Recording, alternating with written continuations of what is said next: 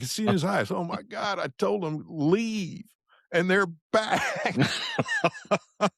I'm going to get to the point within 60. I'm going to ask him for 60 more seconds of his life. Right. And then I'm out. And I told him, I said, I'm going to put my phone down on the counter and it's going to have the timer set 60 seconds. And when he approves, he's going to give me 60 seconds. He's shocked. He's like, oh, my day's gotten worse. And I did. I said, look, I'm sorry. Sorry for burning any more of your time. And I am in no position to ask, but I need 60 seconds more of your time, only 60 seconds. And I'm going to watch the seconds as they go by, but I'm missing some information here. And he didn't know what to say. And he's like, this guy is serious. Have you ever walked out of a shop and you didn't just lose the sale? You lost the relationship. It was a bad conversation. It was a bad experience. Maybe the program, it didn't deliver. And now you're just another parts guy. Here's the truth. In distribution, it's not the parts. It's not even the program. It's how it's delivered, explained, and supported that determines everything. Because to a shop owner, the Service Center program isn't a bundle of benefits. In your relationship, well, it's a promise. And when that promise breaks, so does your credibility. So what do you do in that moment? Do you move on or do you turn around and fix it? In this episode, you're going to hear what happened when David did exactly that. He walked back into a shop that wanted him gone, and he asked for just 60 more seconds. What happened next is a masterclass in credibility, communication, and what a Service Center program is really supposed to be. Let's get into it. Welcome, everybody, to Driven to Success. Today's episode is specifically geared towards our distribution partners, warehouse distributors, and outside sales reps. David, we've got a couple episodes on the Service Center program, but specifically, I want to come to you because you're deep into distribution. You understand the WD and the sales rep better than anybody in this room. Better than me, of course, because you're the Yoda of the distribution chain in this room. I am the Padawan. I know very little about the distribution network. I know a little bit here and there, but you spent years in it. So we've got a great Service Center program. And I'd like to hear your thoughts on some of the benefits a distributor and the outside sales rep will see when they have a shop who is wholly engaged in the program. That's easy. The number one with a wholesale distributor, auto parts, it could be any business. The number one thing is if you're not growing, you're shrinking. Okay. Okay. You're either gaining market share or you're losing market share. There's no in between. There's no riding the fence 50-50. Right. And so our mission is to continue to grow sales. Distribution, I mean, the reason our warehouse distributors are spending millions and millions and millions of dollars on location, on furniture, fixtures, equipment, parts, we're talking millions of dollars in parts. Mm-hmm. Is so that we've got the part there so we can get it off the shelf. So now the job for the sales team is continue to be out there, educate through communication, educate to our customers, which is the independent repair center. We sell to the big boxes as well, so the person that we sell to is the professional that is fixing cars every single day, just diagnosing, figuring out what's going on. This is their life, their world, their job. Mm-hmm. So with that being said, how do we move our product? And it's through education. It's through communication. We're communicating what we have. We're communicating and educating why a specific product or widget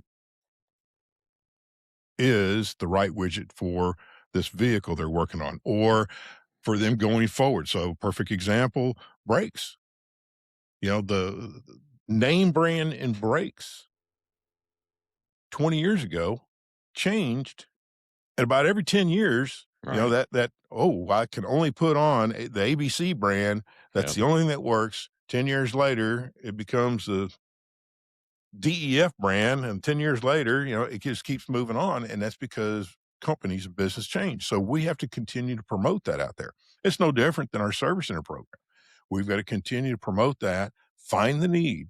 Ultimately, it comes down to added revenue. When we have a specific brand, a specific widget that is of desired effect out there at the service centers, we got to let them know we've got it. And Mm, then they're going to be calling us. Our whole mission is, you call me before you call anybody else. Same thing with the service center program. Is there competitors that have some form of a service center program? Absolutely. right.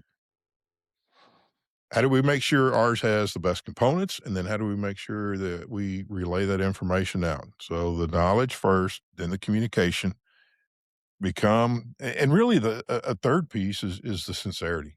Right. When we're talking to our customers, they can tell if you're sincere or not. Yeah. And having that sincerity, it goes a long way. The last thing I want to be labeled as is, oh, there's another sales guy. Oh my gosh, here we go. How quick can I get rid of them? All those little things we've talked about on other episodes. Right. But Right. it's ultimately, if we grow sales, we're growing revenue, our whole world turns. Guess what?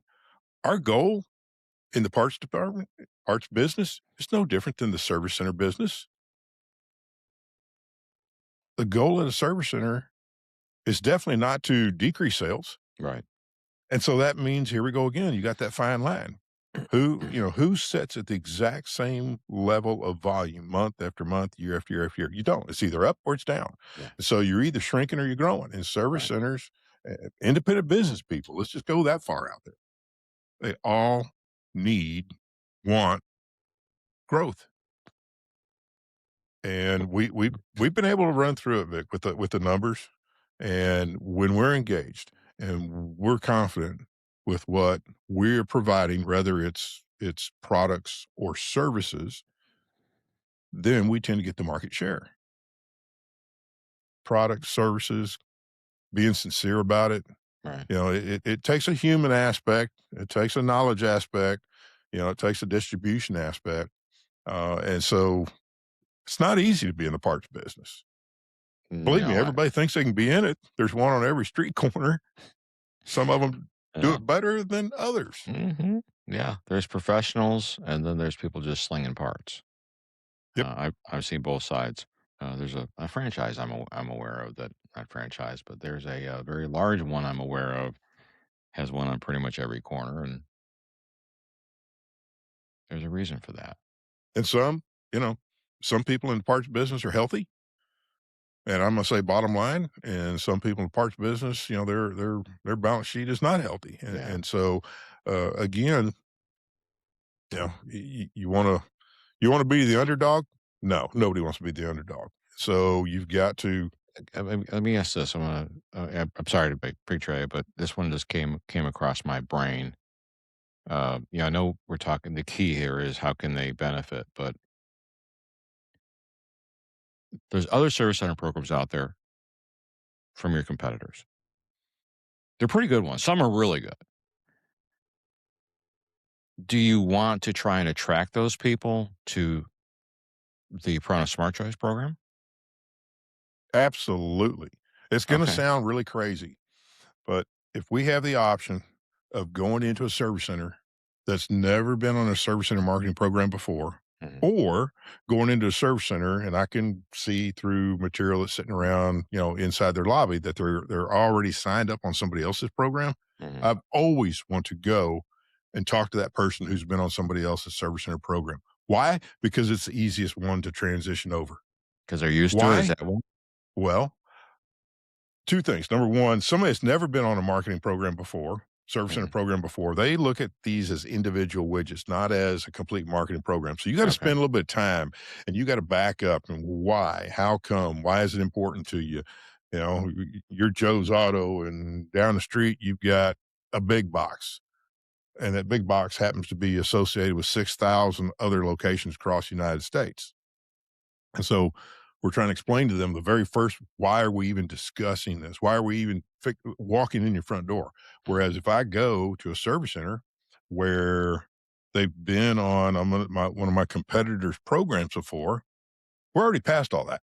Okay. Then the question I ask right away, which tends to work for me every single time, is talking to the service center owner. Hey, appreciate you. I'm David from the Farmer Network. Hey, before we talk about some components that I want to touch base with you on, I have a few questions to ask you, but really the number one is you're on my competitor's program.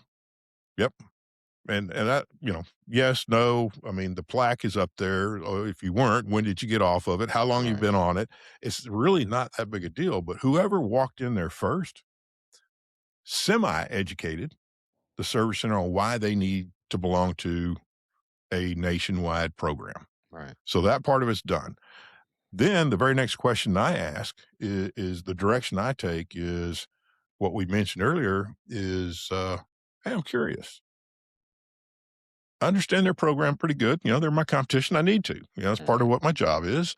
So out of all the components that they have within their service center program, what are the top three things you use on a regular daily and weekly basis in your business? And I stop and I wait for it Okay. and I wait for it. And most time I get nothing. And Okay. the reason I get nothing is because the number one thing that we miss in our industry, and I'm not blaming it on the competition. I'm saying it's them, us, everybody. The number one thing we miss is we miss the reason for having a marketing program, and we miss the communication to give to that service center. So we get somebody excited, show them a few pieces of glitter and whistles and bells and all that kind of stuff. Oh my gosh, they sign up, and then we think our job is done. And the challenge is it almost has not even started yet.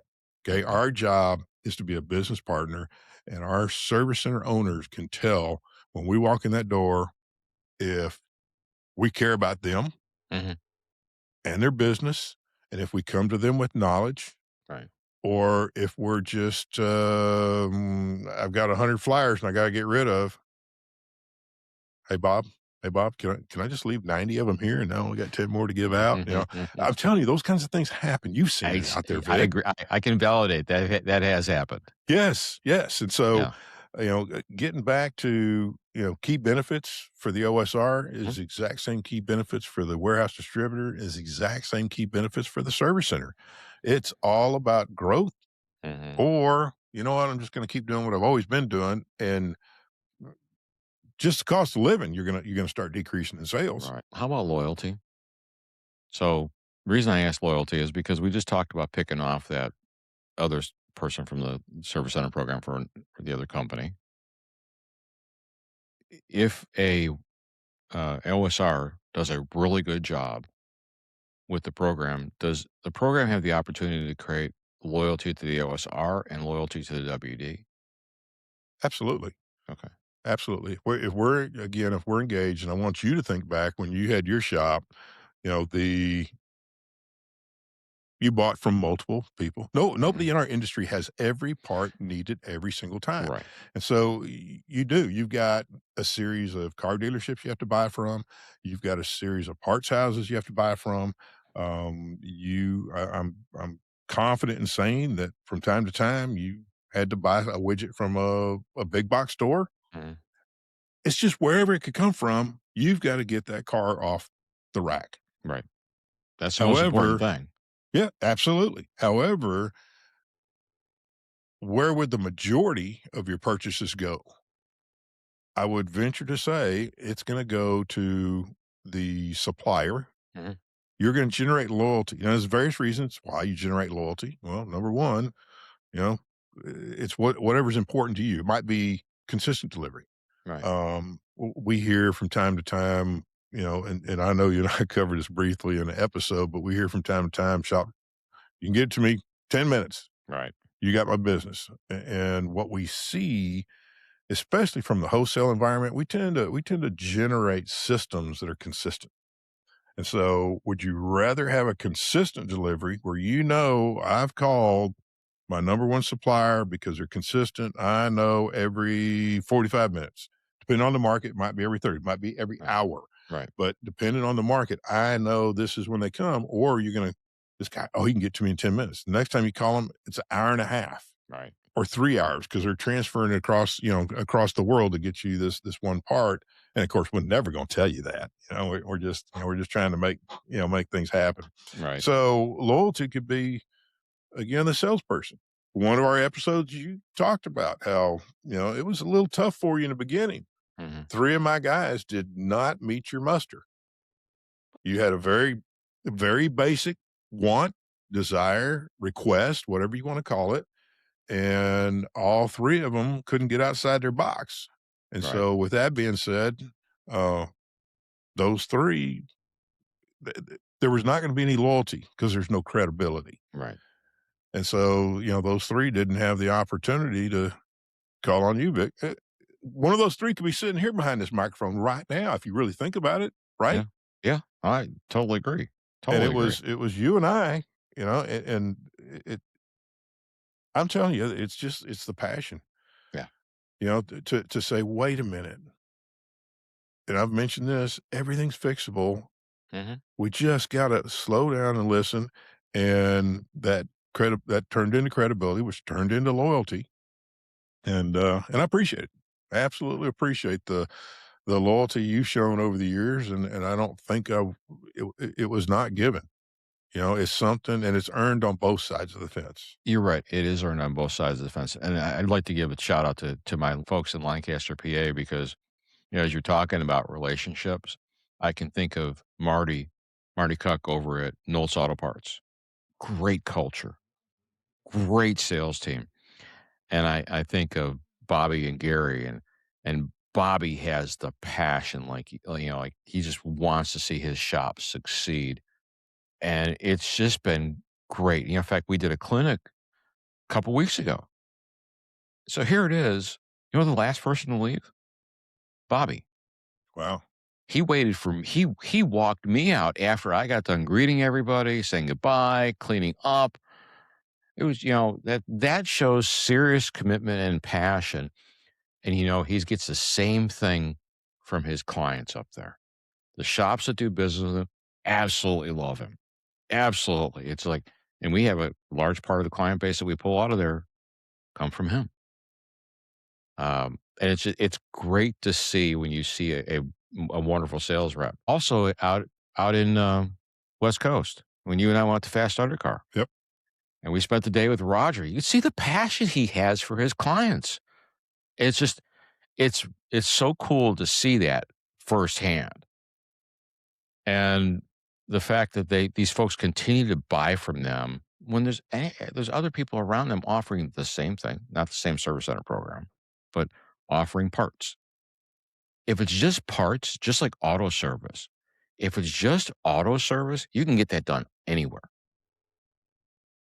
I share with clients, and I share with people when I do a class. I'm like, when customers look at an auto repair shop, what they see is they see a building, they see doors, they see lifts, they see technicians, owner, and an advisor. They don't look any different to them. They all work on cars, they all fix them, they all come and go. It's the people inside the business that make the difference, that cause that customer to make a choice to come and do business with them at every single visit. It's just like the parts business. Why should the shop owner pick up the phone and call the WD? It's because of the OSR. Parts are, you can get the same melling oil pump online as you can up the Sure. street. This is a very relational business. I mean, if you look at what, go to you and I, it's very relational. And it's not numbers as much as, we all talk about the numbers are important, but it's not always the numbers. The numbers are merely a measure of the scale. That's it. Yeah, and numbers are a byproduct Yeah. of the OSR. There's a number of the byproduct of the knowledge, the sincerity. I mean, there's a lot of human Mhm. intervention in this industry, and a lot of it has to do if you start, going through and thinking about, some star citizens in your life. Mhm. So much of it has to do with, having a clear mind and a great heart. Yeah. Yeah. Passion. You gotta have passion for it. A couple weeks ago, we were in the Northeast, and I just because we're talking about it, and it hit me right between the eyes, but we walk into a service center who'd been on our program before, and I mean, it went sour quick, Mm. and I don't have time. I did this. I had this warranty. What good is it if nothing's covered under the warranty?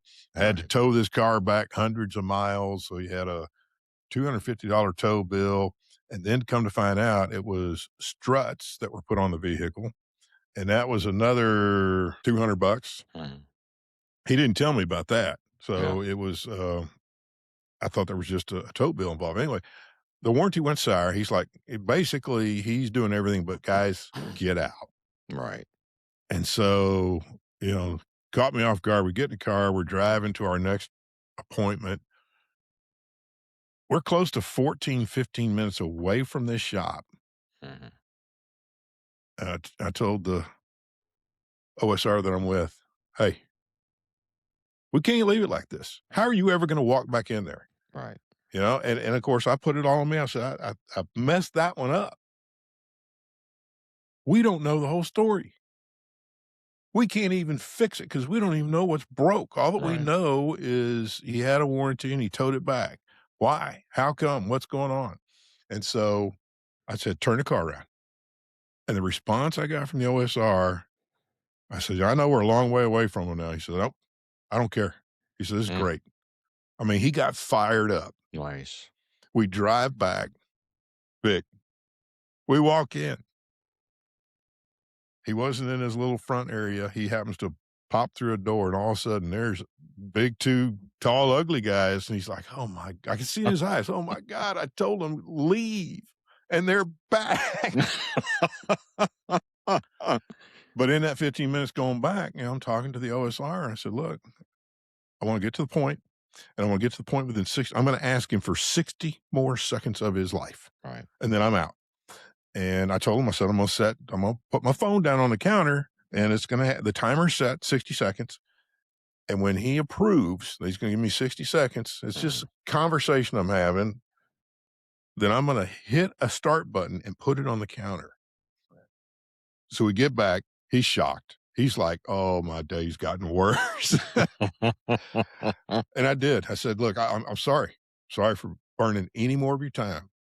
And I am in no position to ask, but I need 60 seconds more of your time, only 60 seconds. And I'm going to watch the seconds as they go by, but I'm missing some information here.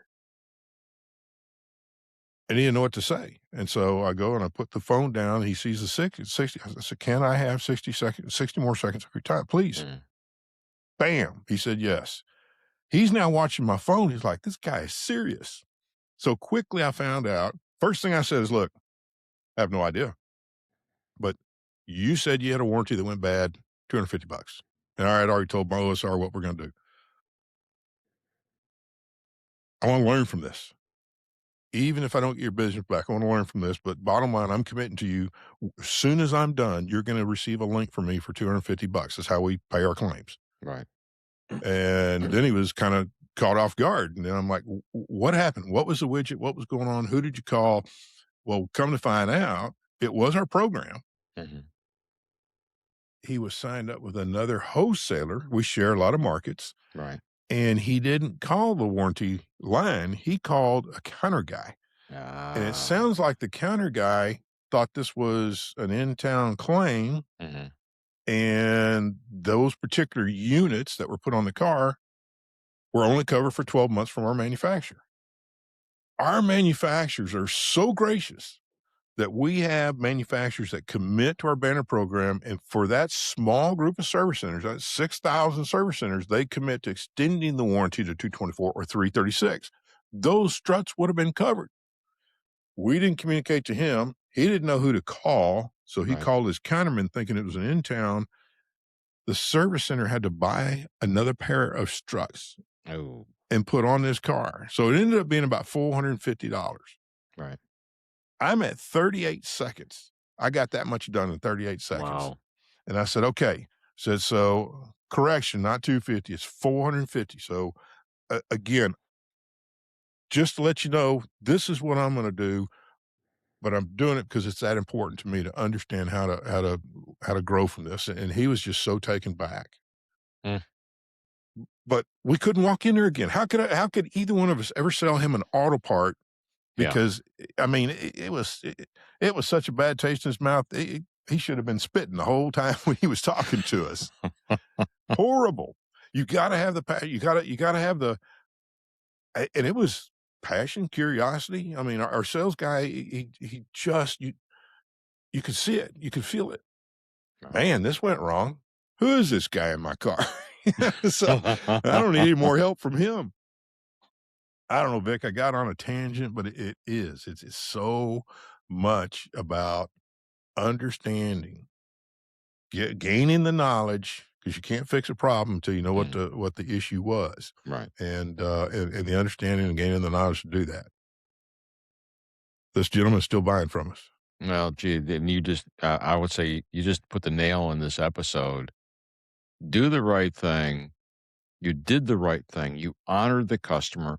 You retained their business. I can think of no better reason than that why somebody shouldn't be part of the service center program from an OSR and WD standpoint. Man, David, that was fantastic. Well, and there's no way I could have walked back in there, and this is where sometimes as an OSR, we don't see the credibility we built with our customers. Mhm. There's no way I could have walked in there by myself.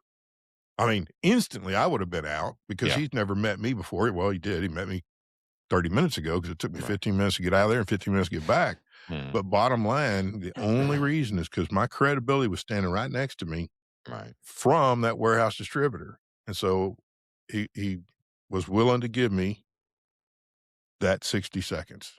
Mm. And so it don't take it for granted when you're out there and you have passion and drive and you're not show up, but when your customer base can feel it coming from you, that's huge. Yeah. That is huge credibility for anybody working with you. That's why I think I got such a cool job because I get to work with independent wholesalers across the whole United States. And the sales teams at independent wholesalers are so much different, so much more in tune with their customers and their customer base and knowing families and specific situations and all that kind of stuff. It makes a difference. They don't want somebody to come out and hand them flyers. I mean, Right. it costs money to get rid of trash nowadays. And that's where it tends to get filed away. Yeah. There goes the route file as soon as they walk out the door. Yep. Yeah. Wonderful. Man, good episode, man. Good episodes. I'll let you summarize it because these are your peeps.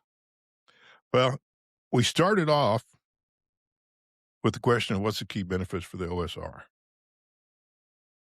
And really, the sky's the limit on this. The key benefits is really what I'm asking OSRs out there to do is to, number one, evaluate themselves. Do you like what you're doing? Do you like being out? Do you like talking, talking to people and really understanding a little bit about them?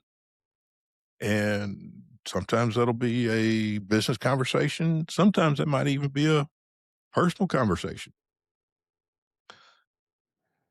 Do you like having some of the best?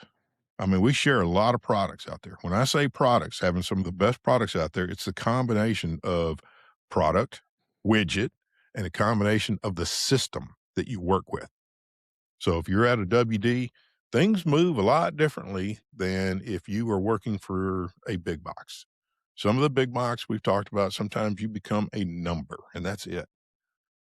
No, when we go out in the field, we want to know you as Ray or Vic or David, and you know their customer base out there, and do they share details? Do you ask them pertinent questions? Do you want to understand more about what that individual shop needs? So if you have some of these things as you're going in and you're treating every shop, I'm going to say a little bit differently because every shop is run different, different owners, different needs. If you've got that, I don't want to say investigative mode, but a curiosity mode to really understand what's needed.